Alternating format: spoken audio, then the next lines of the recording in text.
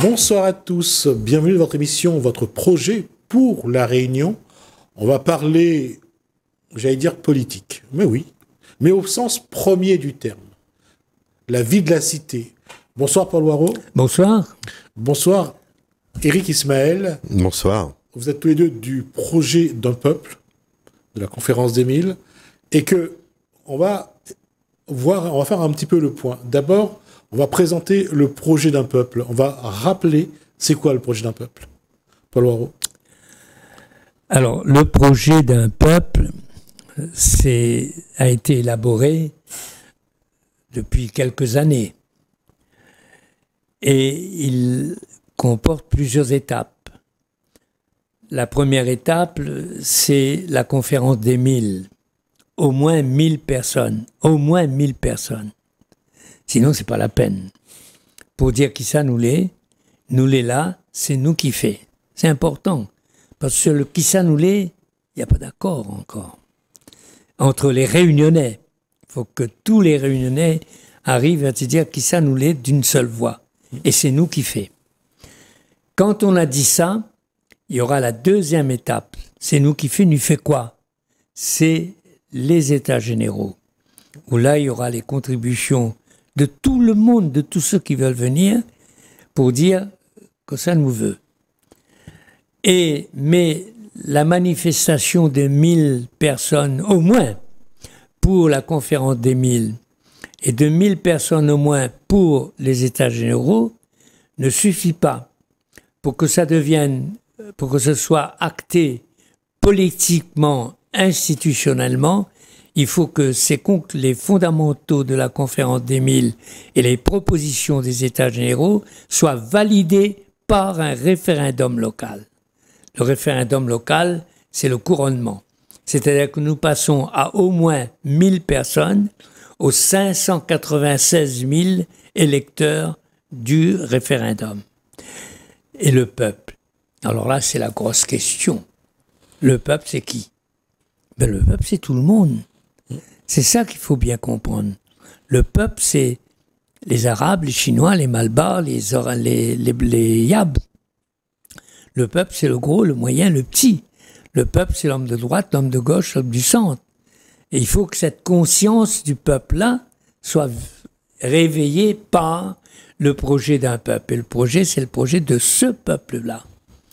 Éric Ismaël, par rapport à ce qu'a dit Paul Waro, est-ce que c'est déjà le projet d'un peuple ou on est encore en train d'essayer de réveiller ce peuple? Le peuple a besoin d'être réveillé. En fait, il a déjà conscience en lui-même qu'il est réunionnais. Mais quand on pose la question aux Réunionnais de savoir qui est réunionnais, là, bon à quoi pas-t-elle. Donc, il faut arrêter les clivages. Il faut qu'on revienne à l'essentiel et viser un projet. Il faut arrêter de discuter sur la place de la virgule. Le projet d'un peuple est beaucoup trop important pour pouvoir se chamailler entre nous sur ce qu'est un Réunionnais. Il y a des urgences à la Réunion, il faut pouvoir y faire face. Et pour pouvoir y faire face, il faut une unité. Cette unité, elle est au-delà des partis politiques, elle est au-delà des cultes qui sont pratiqués par les Réunionnais. Et ce sont vraiment les idées des Réunionnais qui vont être recueillies lors des États généraux, par les contributions individuelles de chacun des Réunionnais, qui vont être validées par un référendum populaire local. Donc tu vois, on est vraiment au-delà de l'éveil de conscience. Là, il faut arrêter de rêver. Maintenant, il faut faire. Alors, le réveil de conscience, j'ai vu ça sur YouTube, une vidéo assez longue d'ailleurs. Le titre qu'on avait, c'était « Qui ça nous l'est ?» Apparemment, c'est un reportage pour poser cette question-là, « Qui ça nous l'est ?»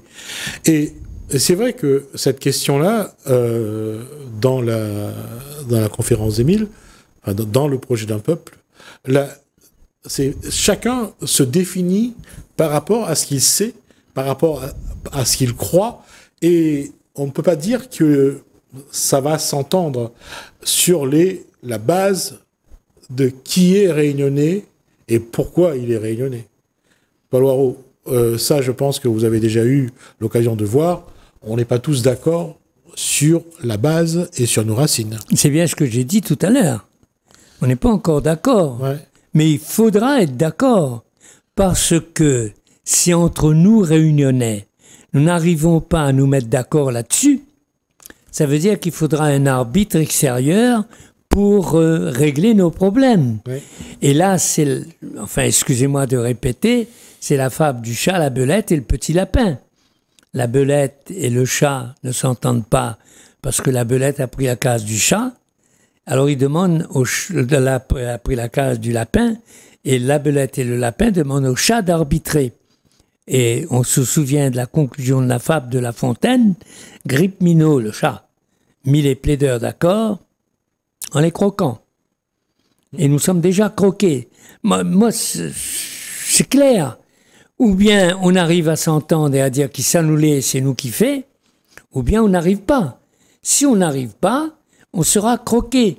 La conclusion est inévitable. Alors, c'est pour ça que dans la démarche, le projet a besoin de faiseurs de table.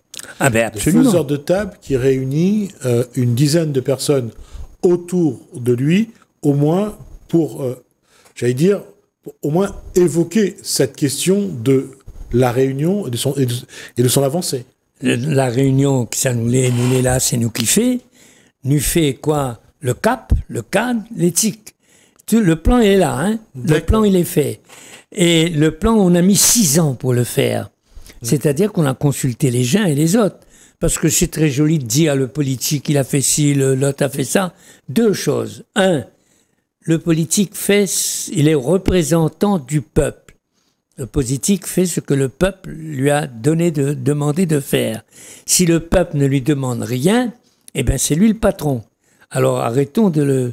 La deuxième chose, si nous n'arrivons pas à faire ce que Éric a dit tout à l'heure, l'unité, en particulier sur qui ça nous l'est, eh bien tout est en place, l'argent, les esprits, les activités. Quand on voit les activités qu'il y a ici, tout est en place. Mais tout ça est atomisé, tout ça est cloisonné, tout ça est divisé, tout ça est à la merci d'un coup près le jour où on décide de couper. Mais ce que le projet d'un peuple veut faire, c'est que toutes ces possibilités dispersées soient regroupées et portées par le peuple. Et le peuple, excusez-moi, mais c'est pas compris encore, la conscience d'être un peuple n'existe pas. Je reviens à cet élément-là, justement, le faiseur de table, que le projet d'un peuple appelle de ses voeux. Alors, comment, d'abord, pour vous, quel est le profil d'un faiseur de table ? Et pourquoi vous avez besoin d'un faiseur de table ? Alors là, on est vraiment dans l'organisationnel. Ouais. C'est-à-dire que la conférence des 1000 n'est pas un parti politique. Donc dans un parti politique, il y a un projet qui est déjà clairement élaboré, avec un leader, un chef d'opinion, et puis les autres, quelque part, ils obéissent. Donc il y a des cadres, des sous-cadres, etc., et puis des militants qui obéissent. Là, on n'est vraiment pas dans un schéma comme ça, parce qu'en fait, quand Paul nous parle d'un projet, il parle également de contribution. Donc, qu'est-ce qu'on va faire au final pour la réunion? Et ce qu'on va faire, ça va sortir des idées qui vont venir du peuple, des contributions qui vont venir du peuple. D'un point de vue organisationnel, il faut bien qu'on communique entre nous. Il y aura donc des faiseurs de table. Ce faiseur de table, ça peut être toi, moi, etc. Des gens qui se sentent intéressés par le devenir de la réunion. Ils rentrent pas dans un parti ou dans un mouvement sectaire ou politique. Donc, ils prennent part à ce projet. Une fois qu'ils ont compris qu'en fait c'est l'avenir de la réunion dont il s'agit, ils trouvent 9 dallons pour marcher avec lui et ils viennent à la conférence des 1000. Tu vois ? Et nous on communique via ce faiseur de table. On est donc dans un mouvement complètement transversal et non pas un mouvement pyramidal. Et ça c'est capital. C'est-à-dire que chaque faiseur de table a voix au chapitre sur l'élaboration de ce projet. Et c'est grâce à cette prise de parole qui va être vraiment prise en compte que ce devenir de la Réunion va véritablement prendre jour. Nous avons à la Réunion des gens qui sont experts dans plusieurs domaines, que ça soit l'agriculture, que ça soit l'économie, que ça soit l'énergie, etc. Nous avons la prétention de réunir tous ces savoirs, tous ces savoir-faire pour pouvoir élaborer un avenir pour la Réunion. Donc tu vois, le projet est vaste. Il y a quand même un souci, c'est que le citoyen réunionnais ne se mobilise pas assez pour l'instant pour devenir faiseur de table et voire même s'impliquer vraiment dans cette démarche. Ils n'ont pas encore bien compris quelle est la nécessité et l'urgence. Quand Paul dit que on va être croqué, en fait, on est déjà croqué. Quand on regarde, c'est ce qu'il a dit d'ailleurs. Ouais, on est déjà croqué. Quand on voit l'économie de la Réunion, elle est extrêmement moribonde. Le nombre d'entreprises qui ferment, c'est incroyable. On vit essentiellement de subsides européens ou français.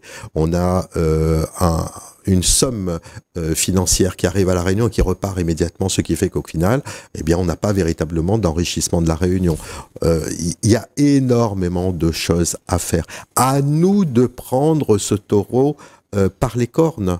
On est capable de le faire, mais pour pouvoir le faire, il faut qu'on ait le courage de le faire. Donc, vous qui êtes derrière votre télé ce soir et qui regardez la télévision, qui se disent « mais bon sang, c'est vrai que la situation n'est pas normale », eh bien moi aussi je vais rentrer dans le rond. Et rentrer dans le rond, ça veut dire aussi combattre ses propres peurs, oser paraître aux côtés de gens qui sont pas obligatoirement du même avis, puisque on n'est pas, on est justement dans le consensus avec des experts, avec des gens de terrain qui vont discuter entre eux pour savoir ce qu'on veut faire pour la Réunion. Donc évidemment, on ne demande pas une obéissance religieuse à tel ou tel dogme ou tel parti. Il faut construire. Venez construire avec nous. Est-ce que quelque part, et je pose la question à vous deux, vous n'avez pas l'impression que quand vous dites faiseur de table, le citoyen qui regarde, il ne sait pas trop ce que c'est. Il ne sait pas trop ce qu'on va lui demander. Ah ben oui, mais on lui demande. Oui. Il est responsable en amont de l'homme politique. On critique l'homme politique, mais l'homme politique doit faire ce que le peuple veut. Or, le peuple ne dit pas ce qu'il veut. Les associations ici, les collectifs là-bas, les partis politiques ailleurs, chacun dans son coin revendique et réunit 100 personnes, 200 personnes, réunit les gens qui sont intéressés par l'objet de l'organisation. Là, c'est le peuple collectivement, c'est-à-dire toute organisation convaincue qui dit aux représentants qu'il élit, article 3 de la Constitution, voilà ce que nous voulons. C'est ce message-là qui n'est pas dit. Aujourd'hui, c'est chaque association, chaque groupe, chaque collectif demande aux représentants du peuple les moyens de travailler. Alors que c'est le peuple qui dit aux représentants, voilà ce que nous voulons. Les rôles sont renversés. Alors, et vous avez raison, les citoyens ne sont pas conscients de ce pouvoir qu'ils ont constitutionnellement, que ce soit le pouvoir du référendum pour dire que ça nous veut, ou que ce soit le pouvoir de l'élection pour dire voilà qui ça nous veut pour représenter à nous, eh bien, on n'a pas conscience de ça. Or, c'est une réalité. Et c'est ça qu'on veut réveiller. Et alors, c'est pour ça aussi que les faiseurs de table, l'importance, 100 faiseurs de table pour 1000 personnes, 200 faiseurs de table pour 2000 personnes, on dilue, on diffuse la responsabilité du peuple à travers les hommes et les femmes qui sont faiseurs de table. Et c'est pour ça que la date de la conférence des 1000 et la date des États généraux, comme l'ordre du jour de ces deux réunions, seront fixés par les faiseurs de table. Ce sont les faiseurs de table, en plus du fait de réunir 9 personnes, qui est une cellule du peuple pour travailler, ce sont les faiseurs de table qui vont fixer la date et l'ordre du jour et de la conférence des 1000 et des États généraux. Il y a une responsabilité politique du citoyen. C'est ça qui est capital. Est-ce que le citoyen a envie d'endosser cette responsabilité? Alors, c'est dans le document qui va être distribué bientôt, dont nous parlerons la prochaine réunion. Ouais. C'est un document, voilà l'esprit des États généraux, en 3 chapitres. Le CAP.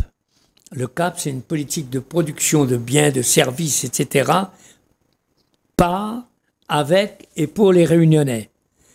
le cadre, un pouvoir politique local responsable de la promotion de ce pape et de la défense de cette politique de production.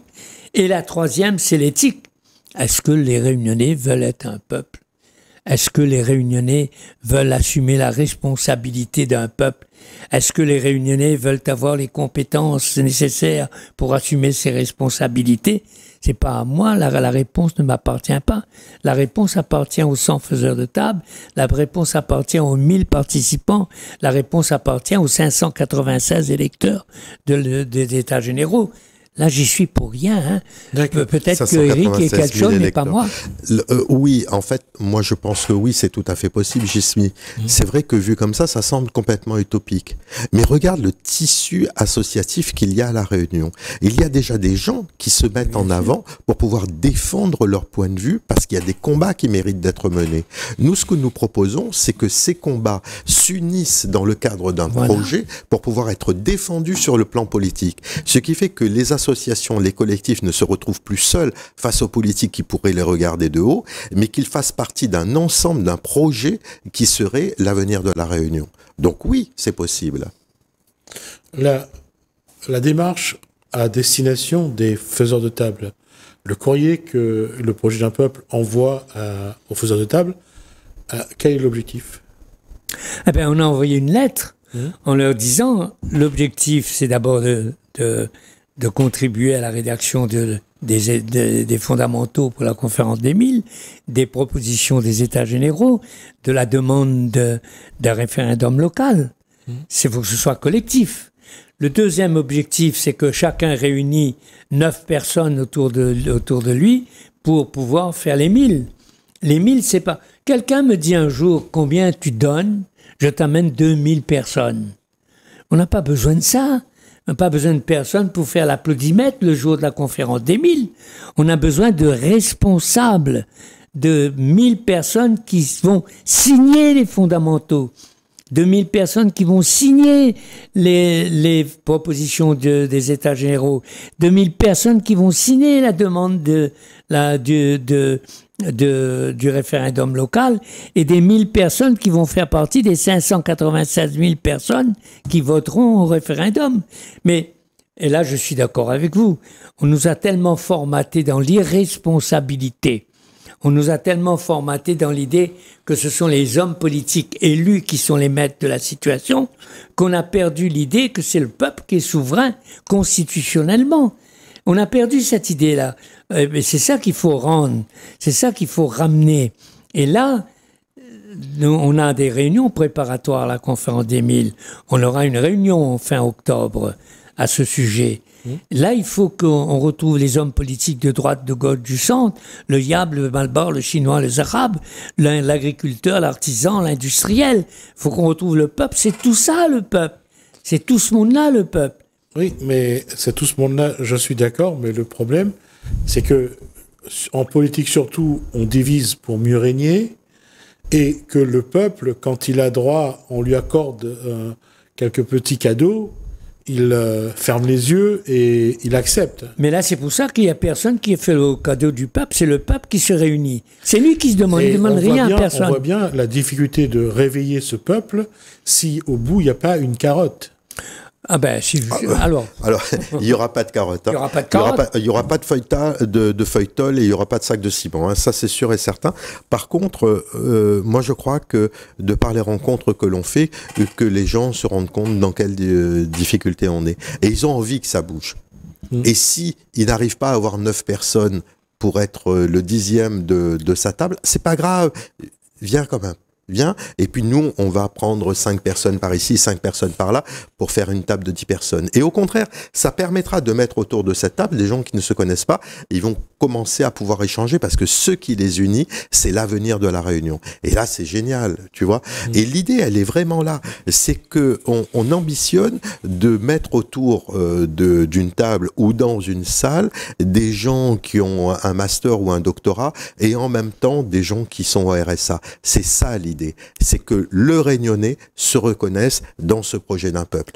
Tu vois, et c'est à chacun de prendre sa responsabilité à son niveau de venir construire la Réunion de demain. Mais il ne faut pas dire que ça n'existe pas. Il ne faut pas dire que les citoyens n'ont pas conscience de ça. Les voix qui s'élèvent de partout disent ça. Le seul fait qu'à Saint-Joseph, à Saint-Leu, à Saint-André, et bientôt dans une autre commune, le projet d'un peuple se réunit, le peuple se réunit chez lui, indique bien qu'il y a une prise de conscience. La difficulté aujourd'hui vient du fait, est-ce que nous sommes capables ? Vient du fait, est-ce que nous pouvons faire confiance? C'est ça le problème. Oui, toujours. C'est uniquement ça. Donc là, c'est petit à petit, par l'action. Un élu me disait l'autre jour, Paul, on n'est pas dans la spéculation intellectuelle, on est dans l'action. Et bien là, on est en plein dans l'action. Est-ce qu'on est capable de réunir 100 faiseurs de table pour réunir 1000 personnes pour demander 596 000? Et ça, c'est pas l'élu, ça. C'est tout le monde ensemble. Les élus, les associatifs, les intellectuels, les hommes de foi, les artistes, c'est tout le monde ensemble. La question, c'est que, on nous a formaté dans le fait que ça n'existe pas, qu'on ne croit pas à son existence. 2, dès qu'on prend conscience de son existence, est-ce que nous pouvons faire confiance aux hommes alors que c'est en soi-même qu'il faut faire confiance? Il ne faut pas faire confiance en Paul Loireau, là. Il ne faut pas faire confiance en Éric Ismaël ni en vous. Il faut nous faire confiance en nous. Nous faire confiance collectivement en nous. Est-ce que c'est possible? La question de la confiance ne se pose même pas. Parce que quand je te demande de me faire confiance, c'est-à-dire que tu te donnes à moi dans le cadre d'un projet que j'aurais élaboré. Alors que là, c'est justement le contraire, puisque chacun va venir apporter sa pierre à l'édifice. Il est donc responsable de ce projet. Donc, s'il n'a pas confiance, en fait, il n'a pas confiance en lui-même. Voilà. Donc, la question de la confiance ne se porte pas. Par contre, la question de la responsabilité se pose. C'est-à-dire que quel que soit mon niveau de culture, d'éducation, j'arrive là et je porte ma pierre à l'édifice pour l'élaboration de la réunion de demain. Alors, concrètement, depuis le temps que nous travaillons là-dessus, il y a 177 personnes qui, à un moment ou à un autre, ont dit « je veux être faiseur de table ». Le problème que nous nous posons aujourd'hui, est-ce qu'on peut compter sur ces 177 personnes? Alors, Marie-Thérèse a envoyé à ces 177 personnes une liste pour leur dire, compte tenu de la proximité de la conférence des 1000 qui arrive, est-ce qu'on peut compter sur vous? Et on leur dit, il y a une formule... Il y a un formulaire à cliquer. Un formulaire à seulement à citer. C'est pas grave. Moi, je l'ai fait en 2 secondes. Et plusieurs personnes l'ont fait en 2 secondes. Répondez à ça. Est-ce qu'on peut compter sur vous, oui ou non? La deuxième chose, est-ce qu'on peut compter sur vous pour être présent à la prochaine réunion locale que nous aurons fin octobre? Voilà, là c'est très concret. Là, Alors, Paul Loireau a posé les questions et nous allons arrêter là-dessus parce que ça fait 3 minutes qu'on a dépassé le temps qui nous est imparti. On va rester sur ces questions de Paul Loireau et on recevra Paul Loireau et Éric Ismaël après pour voir un petit peu quelles ont été les réponses des personnes, des 77 personnes à la question posée. Merci Paul Loireau, merci Éric Ismaël. Merci à vous de nous avoir suivis. Merci Alain, merci François. Je vous dis à bientôt. Au revoir.